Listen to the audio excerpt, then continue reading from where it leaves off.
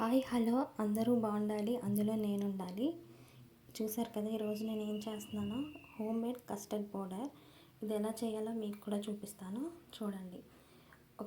చూస్తున్నారు కదా గిన్నె, ఆ గిన్నెలో పంచదార తీసుకున్నాను. పంచదార తీసుకొని బాగా గ్రైండ్ చేసి మెత్తగా పొడి చేసి పట్టాను. మెత్తగా పొడి చేసిన తర్వాత అదే గిన్నెతో కొద్దిగా తక్కువగా మిల్క్ పౌడర్ తీసుకొని అది కూడా అందులో వేసేసుకోండి. ఇప్పుడు అదే గిన్నెతో కార్న్ఫ్లవర్ నేను 4 టేబుల్ స్పూన్స్ తీసుకున్నా. అదే గిన్నెకి కొద్దిగా ఎత్తుగా ఉండేలా తీసుకోండి. అది కూడా వేసేసేయండి. వేసిన తర్వాత చూస్తూ ఉండండి. నేను అక్కడ ఏం చూపిస్తున్నాను అనుకుంటున్నారా? కొద్దిగా ఉంది కదా, ఆ చూడమని చెప్తున్నాను నేను. వేసుకున్న తర్వాత అందులోకి ఇప్పుడు ఏం వేస్తానో చూడండి. కొంచెం కలర్ కోసం ఆరెంజ్ ఫుడ్ కలర్ ఉంటుంది కదా, అది కొద్దిగా వేసాను నేను. ఫుడ్ కలర్ వేసిన తర్వాత ఇప్పుడు వెనీలా ఫ్లేవర్ కోసం ఒక స్పూన్ వేసుకోండి. ఒక స్పూన్ వేసుకొని బాగా గ్రైండ్ చేసేయండి మెత్తగా అంటే కార్న్ఫ్లవర్ అంటే మొక్కజొన్న పిండి ఎంత మెత్తగా ఉంటుందో అంత మెత్తగా గ్రైండ్ చేసేయండి. ఒక స్పూన్ వేసాను కదా,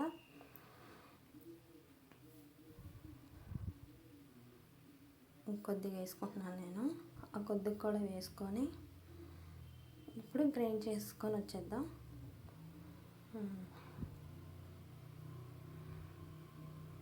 మెత్తగా గ్రైండ్ చేసుకోండి. ఇలా చేసింది ఇంట్లో ఉంటే ఐస్ క్రీమ్ కానీ ఫ్రూట్ కస్టర్డ్ కానీ ఏదైనా చేసుకోవచ్చు. సమ్మర్ కదా, అదిగో చూడండి మెత్తగా అయిపోయింది. ఇలా మెత్తగా చేసుకొని శుభ్రంగా ఉన్న ఒక డబ్బాలో తీసుకోండి. తుడుచుకొని తడది లేకుండా ఉన్న డబ్బాలోకి తీసుకోండి. చూడండి, కలర్ కూడా మంచిగా ఎల్లో కలర్లో ఎంత బాగా కనబడుతుందో. పౌడర్ రెడీ అయిపోయింది కదా, చాలా సింపుల్. ఇంట్లో ఉన్న వాటితోటే, బయట కొనుక్కునే బదులు ఇంట్లో ఉన్న వాటితోటే ఇలా సింపుల్గా చేసేసుకోండి. ఇప్పుడు శుభ్రంగా డబ్బా తుడిచేసి ఆ డబ్బాలో వేసేసుకోండి.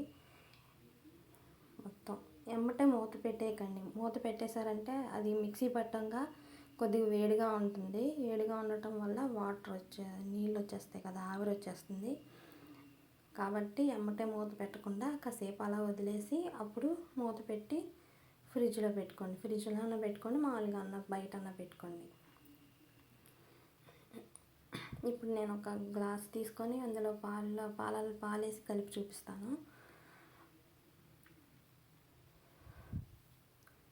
చూసేయండి. ఒక స్పూన్ తీసుకుంటున్నాను నేను. జస్ట్ ఒక స్పూన్ తీసుకొని అందులో పాలు వేస్తా. చూడండి, కొద్దిగా వేడి పాలు వేసి కలిపి చూపిస్తాను.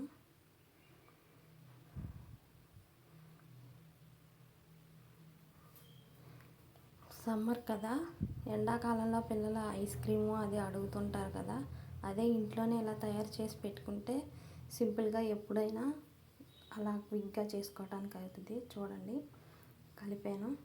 కొద్దిగా పాలేసి కలిపాను. భలే కలర్ కూడా మంచి కలర్ వచ్చింది కదా, స్మెల్ కూడా చాలా బాగుంది.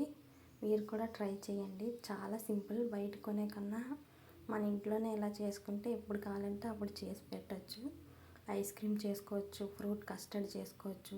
ఇందులో కొద్దిగా జీడిపప్పు, బాదం పప్పు బాగా కచ్చాబచ్చాగా దంచి వేసి ఐస్ క్రీమ్ ఉంటాయి కదా, ఇవి ఇందులో వేసి పెట్టండి. కుల్ఫీలా అయిపోయిద్ది. జీడిపప్పు, బాదం పప్పు కచ్చాబచ్చాగా దంచి వేస్తే కుల్ఫీ కూడా రెడీ అయిపోయింది. కుల్ఫీలా ఉంటుంది. టేస్ట్ మాత్రం చాలా బాగుంటుంది. మీరు కూడా ఒకసారి ట్రై చేయండి ప్లీజ్. నచ్చితే సబ్స్క్రైబ్ చేయండి.